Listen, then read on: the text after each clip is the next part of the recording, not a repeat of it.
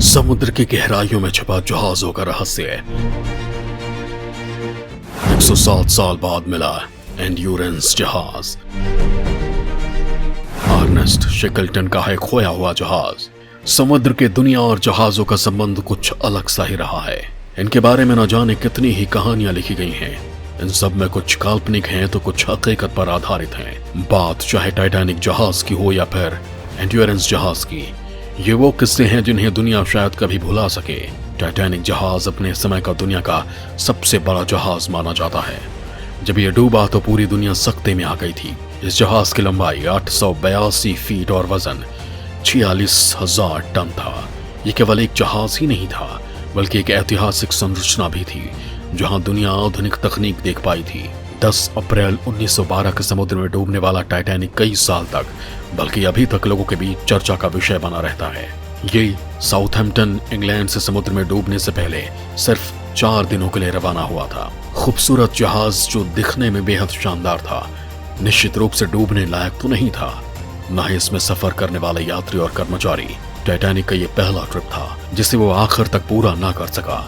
Titanic ने बहुत सारी मौतें देखी। रिकॉर्ड बताते हैं कि दुर्घटना के कारण क्रू और यात्रियों के कुल 1500 लोगों की मौत हो गई।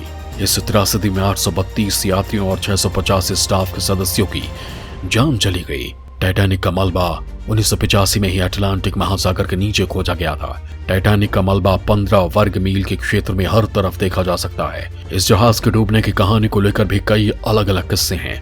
कोई कहता है जब यह जहाज डूबा तो जहाज में सवार सभी लोग डूब गए थे, तो किसी का कहना है कि जब यह जहाज डूब रहा था तो कुछ लोगों को बचा लिया गया था।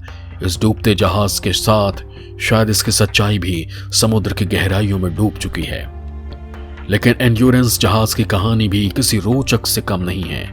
यह जहाज भी आज से 107 साल पहले समुद्र की गहराई में डूब गया था, लेकिन इसमें सवार सभी क्रू मेंबर जिंदा बच गए थे। यह कहानी भी अपने आप में बहुत बड़ी है।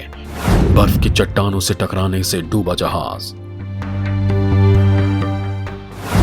जहाज के क्रू मेंबर्स ने कड़े संघर्ष से बचाई अपनी जान। सील और पेंगुइन खाकर खुद को रखा जीवित। ये कहानी शुरू होती है 1915 से, जब अर्नेस्ट शेकल्टन का एंड्योरेंस जहाज अपने सफर पर निकला था, लेकिन अपने सफर के दौरान बर्फ की चट्टानों से टकराने के कारण वो डूब गया, जहां उसकी कहानी का अंत हो गया। लेकिन सालों बाद जब इस जहाज को समुद्र की गहराइयों से वापस ऊपर लाया गया तो यह सच काफी चौंका देने वाला था। 107 साल बाद समुद्र की गहराई में डूबे अर्नेस्ट शेकल्टन का एंड्योरेंस जहाज को ढूंढ ही लिया गया। यह जहाज वेडल सागर में 9,869 फीट की गहराई में समाया था। इस जहाज की खोज मशहूर खोजी अर्नेस्ट शेकल्टन ने की थी। इस जहाज को अंटार्कटिका के तट से दूर समुद्र में खोजा गया। अर्नेस्ट शेकल्टन एक एंग्लो आयरिश अंटार्कटिक खोज करता था, जिन्होंने अंटार्कटिक में 3 ब्रिटिश अभियानों का नेतृत्व किया था। साल 1915 में यह जहाज अपने अभियान पर निकला था। सर अर्नेस्ट हेनरी शेकल्टन की एंड्योरेंस के सहारे अंटार्कटिका को पहली बार जमीनी रास्ते से पार करने की कोशिश की थी। वो अंटार्कटिका को दक्षिणी ध्रुव के रास्ते वेडेल सागर से रॉस सी की ओर पार करके जाना चाहते थे, लेकिन समुद्र में बर्फ के बीच फंस गया था। उनके दल ने बर्फ पर ही कैंप लगाकर रुकने की कोशिश की, लेकिन आखिरकार 21 नवंबर 1915 को उनका जहाज बर्फीले समुद्र में पूरी तरह डूब गया, जिसके चलते उसके क्रू को उसे वहीं पर उसी अवस्था में छोड़कर निकल जाना पड़ा। बर्फ के दबाव की वजह से जहाज बुरी तरह क्षतिग्रस्त हो गया था। जब शेकल्टन का मुख्य मिशन नाकाम हो गया तो उनके अभियान दल के पास एक ही मिशन बच गया था, जिंदा रहने का मिशन। एंड्योरेंस को अभियान के बिना वहां छोड़कर क्रू के सदस्यों ने समुद्री बर्फ पर चलना शुरू किया। उस बर्फीले जीवन रहित स्थान पर जहाज के 28 सदस्य डूबे हुए जहाज के लाइफ बोट्स के जरिए किसी तरह एलिफेंट आइलैंड पहुंचे। वहां सील और पेंगुइन खाकर खुद को जीवित रखा। वहां से किसी तरह से दक्षिण जॉर्जिया पहुंचे, फिर पहाड़ों को पार किया, ग्लेशियर से गुजरे और तब जाकर नॉर्वे के व्हील का शिकार करने वाले नाव तक पहुंचे। ये जहाज ऐसी जगह पर डूबा था जिसका पता लगाना भी लगभग नामुमकिन था। खोजकर्ता पिछले 50 सालों से इस जहाज की खोज में लगे हुए थे, लेकिन अब वो सफल हो चुके हैं।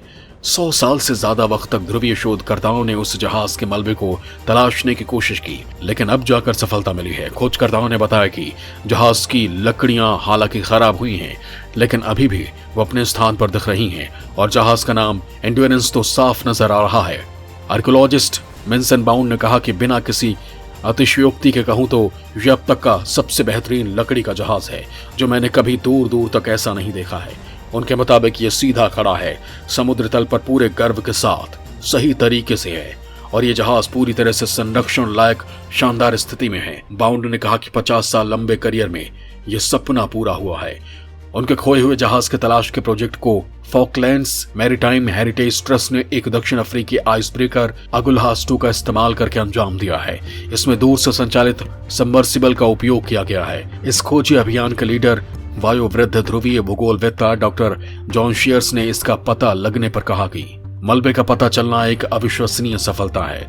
अभियान की चुनौती के बारे में उन्होंने कहा, हमने विश्व के सबसे मुश्किल जहाज के मलबे की खोज को सफलतापूर्वक पूरा किया है। लगातार समुद्री बर्फ को हटाते हुए बर्फ के तूफान का सामना करते हुए यहाँ का तापमान -18 डिग्री सेल्सियस तक नीचे चला जाता है, लेकिन हमने हार नहीं मानी और हमने वो हासिल किया है जिसके बारे में कई लोग कहते हैं कि नामुमकिन था। खोजकर्ताओं ने एंड्योरेंस जहाज के अभियान के लिए भी बताया। उनके मुताबिक एंड्योरेंस 22 अभियान केप टाउन से निर्धारित समय पर रवाना हुआ था। यह अंटार्कटिका में वेडेल सागर की ओर अग्रसर हुआ है। एंड्योरेंस 22 अभियान को फॉकलैंड्स मैरीटाइम हेरिटेज ट्रस्ट द्वारा रवाना किया गया था। इस अभियान का उद्देश्य प्रसिद्ध ध्रुवीय खोजकर्ता सर अर्नेस्ट शेकल्टन के खोए हुए जहाज एंड्योरेंस का पता लगाना, सर्वेक्षण और फिल्म बनाना।